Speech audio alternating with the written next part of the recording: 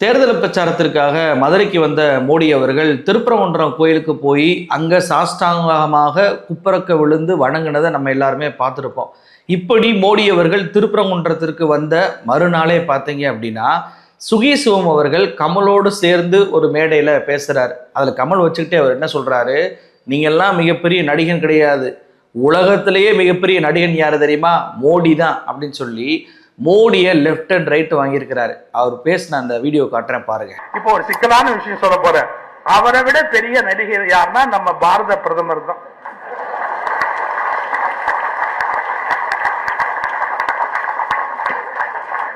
ஏன்னா யூடியூபுக்கு ஏதாவது வேணும் இல்ல, நான் பேசினா யூடியூப்ல போட்டு கொடுத்தணும் இல்ல, அப்பதானே 200 ஊப்பின்னு எனக்கு ஒரு பேர் வரும். இல்லாட்டி எனக்கு எப்படி அந்த பேர் வரும்? சார் வேடிக்கை சொல்லல, தமிழ்நாட்டுக்கு போனா வேஷ்டி சட்டை போட்டுக்குவாரு, ராஜஸ்தான் போனா தல்பா கட்டிக்குவாரு, அப்புறம் எந்தெந்த ஊருக்கு போறாரோ அந்தந்த ஊரு அந்தந்த ட்ரெஸ் போட்டுக்குவாரு, எல்லாம் பண்ணிக்குவாரு. அப்ப என்ன அர்த்தம்? நான் நானாக இருப்பதை விட அங்கங்கு இருக்கிற மக்களை ஏமாற்றுவது எப்படி என்பதுதான் மிகப்பெரிய லட்சியமாக இருக்கிறது. என்னால் அதை ஏற்றுக்கொள்ள முடியவில்லை. சார் ஒரிசால பேசும்போது சொல்றாரு, ஒரிசால பேசும்போது ஒரு தமிழை இங்க வந்து ஆட்சியை நடத்துறதான்னு கேட்கிறாரு. ஏன்னா அங்கிருந்த முதல்வருடைய நம்பிக்கைக்குரியவராக ஒரு தமிழர் இருந்தார். அவரை மையப்படுத்தி தமிழர்களுக்கு இங்க என்ன வேலைன்னு கேட்கிறார். பீகார்ல போற போது பீகார் மக்கள் கொடுமைப்படுத்தப்படுகிறார்கள் அப்படின்னு சொல்றாரு. கொஞ்சம் யோசிச்சு பாருங்க, தமிழை பத்தி பேசுறேன்னு மலேசியால போய் தமிழை பத்தி பேசுறாரு.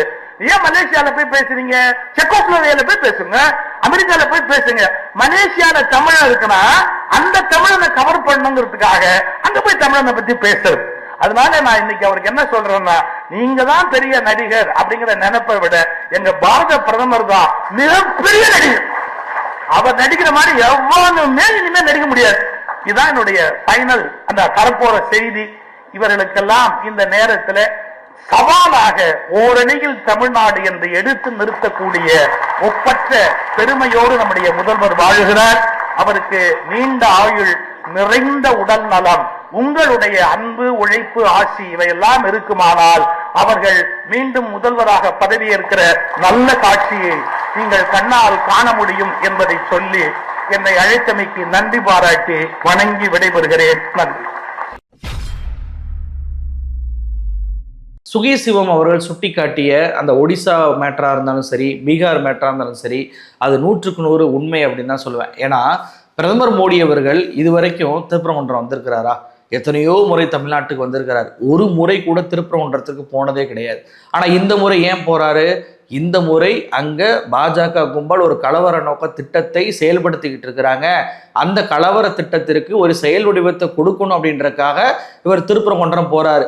அங்கே போனவர் அப்படியே முருகனுக்கு முன்னாடி குப்பரக்கப்படுத்து வணங்குவதை போல அந்த போட்டோக்கள் எல்லாம் நம்ம பார்த்தோம். இப்படி வணங்கி விட்டு மண்டல நகர்ல நடந்த அந்த மீட்டிங்ல மோடி அவர்கள் பேசுறாரு. என்ன பேசுறாரு? திருப்பரங்குன்றம் முருகன் கோயிலில் தரிசனம் செய்தேன், தெய்வீகமாக இருந்தது.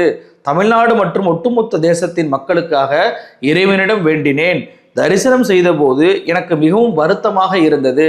திருப்பரங்குன்றம் மலை மீது தீபம் ஏற்ற கோரி தற்கொலை செய்த பூர்ணச்சந்திரனை நினைத்து வருந்துகிறேன் அப்படின்னு சொல்லி ஒரு பிரதமர் என்றும் பாராம நாட்டு மக்கள் அனைவரும் மதத்தின் பெயரால் சண்டை போடக்கூடாது என்ற அந்த ஒரு பேச்சை பேசுவாருன்னு பார்த்தா இவர் எரிகிற நெருப்பில் எண்ணெய் ஊற்றுவதை போல பேசுறார். நான் கேட்கிறேன் இவர்கிட்ட, இவர் சொல்றாருல தற்கொலை பண்ணியது எனக்கு வருத்தமாக இருந்துச்சு அப்படின்னு சொல்லிட்டு.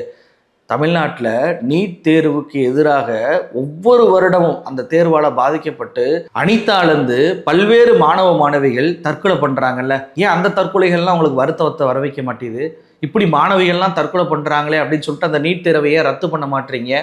குறைஞ்சபட்சம் அந்த மாணவ மாணவிகள் குடும்பத்தை போய் சந்திச்சிங்களா? இன்னைக்கு பூர்ணச்சந்திரன் குடும்பத்தை நீங்கள் சந்திக்கிறீங்க, தப்பு இல்லை. அதே போல நீட் தேர்வால் பாதிக்கப்பட்டு தற்கொலை செய்து கொண்ட குடும்பத்தை, ஒரே ஒரு குடும்பத்தை நீங்க வந்து சந்திச்சிருப்பீங்களா? இவ்வளவு வருத்தமா இருக்குன்றாரு. பூரி ஜெகநாதர் கோயில் ஒடிசால சுகி சிவம் சொன்னார்ல, அங்க போயிட்டு தமிழர்களை இழிவுபடுத்தி பேசினாருன்னு சொல்லிட்டு, அங்கே அந்த கோயிலுடைய புதையல் சாவிய, கர்ப்பகரத்த சாவிய தமிழர்கள் திருடிட்டு போயிட்டாங்க அப்படின்னு சொல்லி நீங்க பேசுனீங்கன்னா இல்லையா? வீடியோ ஆதாரமே இருக்கு, போட்டு காட்டவா? बीजेडी सरकार को उड़ीसा की धरोहर की कोई चिंता नहीं है।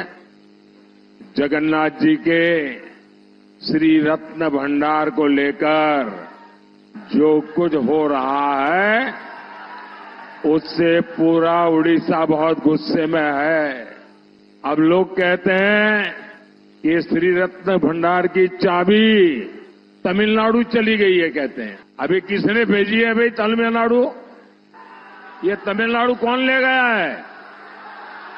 कौन ले गया है? அப்போ இன்னைக்கு வந்துட்டு முருகன் கோயிலில் போய் சாஸ்தாங்கமா விழுந்து தமிழர்களுக்காக வேண்டிக்கிட்டேன் அப்படின்னு சொல்லக்கூடிய மோடி ஏன் ஒடிசால போய் தமிழ்நாட்டை கேவலப்படுத்துனீங்க? 2 மாநில மக்களுக்கும் மோட்டிவாக சண்டை போடக்கூடிய வகையில் உங்கள் பேச்சு இருந்துச்சா இல்லையா? அப்போது ஏன் தமிழர்களுக்காக அந்த பூரி ஜெகநாதர் கோயில்கிட்ட நீங்கள் வேண்டிக்கிறல? உங்களுடைய இரட்டை முகம் அம்பலப்படுது பாருங்க. இவர் பூரி ஜெகநாதர் கோயிலில் மட்டும் கிடையாதுங்க, பீகார் தேர்தலில் கூட பீகாரிகளை தமிழ்நாட்டில் வந்து கொடுமைப்படுத்துறாங்க, அடிக்கிறாங்க.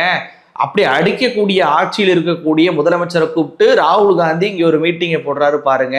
இவங்கெல்லாம் சனாதன விரோதிகள் அப்படின்னு சொல்லி தமிழர்களை கொச்சைப்படுத்தி பேசினாரு பிரதமர் மோடி அவர்கள். இன்னைக்கு தமிழர்களை நல்லா இருக்கணும் அப்படின்னு சொல்லிட்டு முருகன் கோயில வேண்டக்கூடிய மோடி ஏன் பீகார்ல போய் தமிழர்களை மோசமா பேசுனீங்க? அப்போ உங்களுக்கு வருத்தம் எப்போ தெரியுமா ஏற்பட்டிருக்கணும்? பூரி ஜெகநாதர் கோயில்ல நான் அந்த மாதிரி பேசிட்டேன், தேர்தல் வெறிக்காக அப்படி பேசிட்டேன், தமிழர்களே இன்னைக்கு உங்ககிட்ட நான் மன்னிப்பு கேட்குறேன் அப்படின்னு சொல்லிட்டு அந்த வருத்தத்தை நீங்கள் பதிவு பண்ணியிருக்கணும். பீகாருக்கு போன தேர்தல் வெறிக்காக பீகாரிகளை தமிழர்கள் தாக்குவதாக பொய்யை பரப்பினேன், அப்படி பொய்யை பரப்புனதுக்காக தமிழர்களாகிய உங்கள்கிட்ட நான் மன்னிப்பு கேட்டுக்கிறேன், வருத்தம் தெரிவிச்சுக்கிறேன் அப்படின்னு சொல்லிட்டு வருத்தத்தை நீங்கள் தெரிவிச்சிருக்கணும். நீங்கள் பூரணச்சந்திரனுக்காக வருத்தமாக இருக்குது வருத்தப்படுவதை விட ஒட்டுமொத்த தமிழர்களையும் திருடர்கள், கொலைகாரர்கள், அடிக்கக்கூடியவர்கள், வன்முறையாளர்கள்னு சொல்லி பேசுனதுக்கு தான் நீங்கள் வருத்தத்தை தெரிவிக்கணும். அந்த வருத்தத்தை எப்போ தெரிவிக்க போகிறீங்க? நீங்கள் திட்டமிட்டு முடக்கி வச்சிருக்க அந்த கல்வி நிதினால இங்கே ஆசிரியர்களுக்கு சம்பளம் போட முடியல, மாணவர்களுக்கு பல்வேறு திட்டங்களை செயல்படுத்த முடியல. இதனால் ஆசிரியர்களும் மாணவர்களும் பாதிக்கப்படுறாங்க. என்னுடைய சுயநல அரசியலுக்காக இங்கே இருக்கக்கூடிய கல்வி என்பது பாதிக்கப்படுதே, அதுக்காக நான் வருத்தத்தை தெரிவிக்கிறேன் அப்படின்னு சொல்லிட்டு மோடி சொல்லியிருக்கணும். தென் மாவட்டத்தில் மிகப்பெரிய வெள்ளம் வருது, சென்னையில் மிகப்பெரிய வெள்ளம் வந்துச்சு, புயல்களை அடிக்கடி தமிழ்நாடு சந்திச்சுக்கிட்டு இருக்கு, நிவாரண நிதி கேட்டீங்க, ஆனால் உங்களுக்கு நான் 10 பைசா கூட கொடுக்க முடியாது அப்படின்னு சொல்லி கடைசி வரைக்கும் நிவாரண நிதியை கொடுக்கல.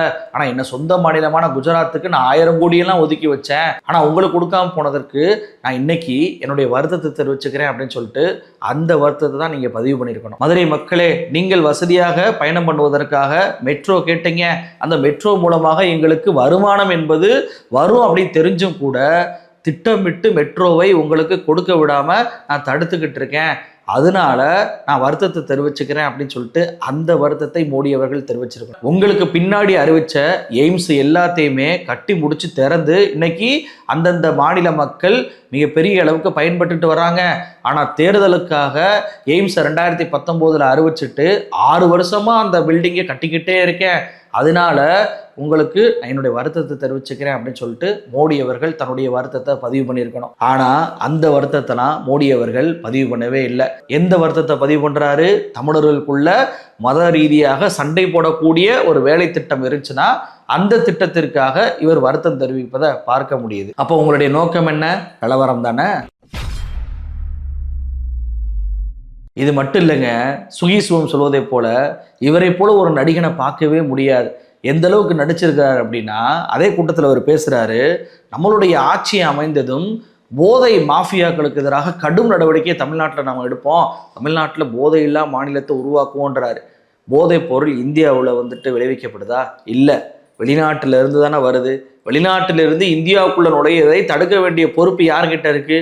உங்க ஒன்றிய அரசு கிட்ட தானே இருக்கு.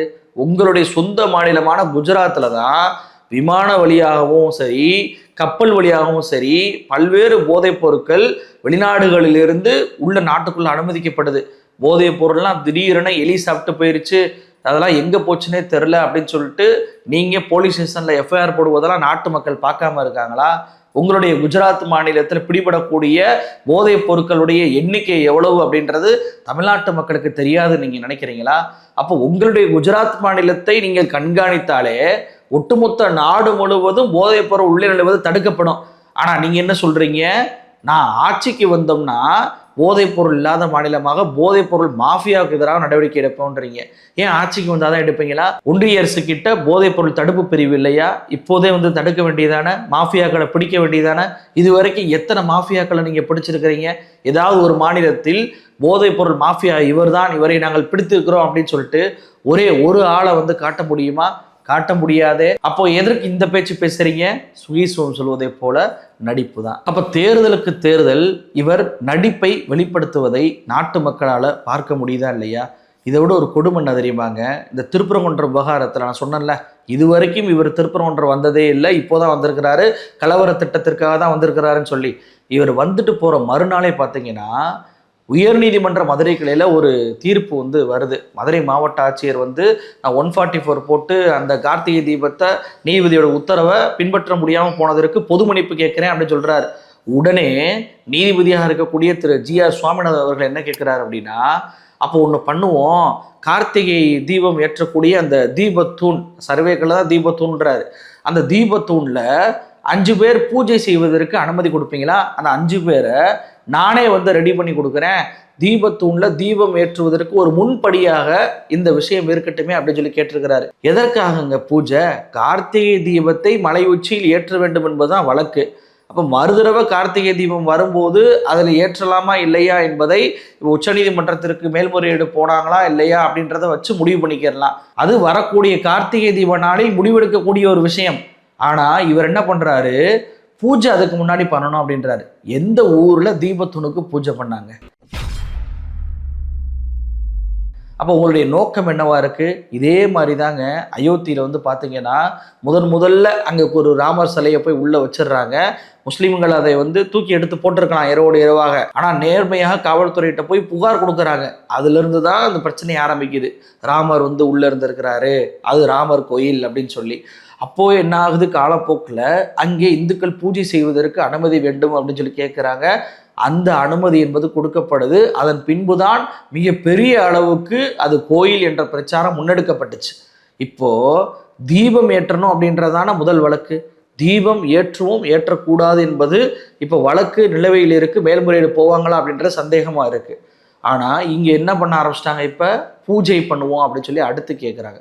தீபத்தை ஏற்றுவோம் என்பதை தாண்டி இப்ப என்னவாக அது மாறி இருக்கு, பூஜை செய்ய அனுமதி கொடுங்க அப்படின்னு சொல்லி மாறி இருக்கு. தீபத்தை ஏற்றுவது யாரு? அந்த கோயில் நிர்வாகம். ஆனா பூஜைக்கு ஆட்களை அனுப்புவது யாரு?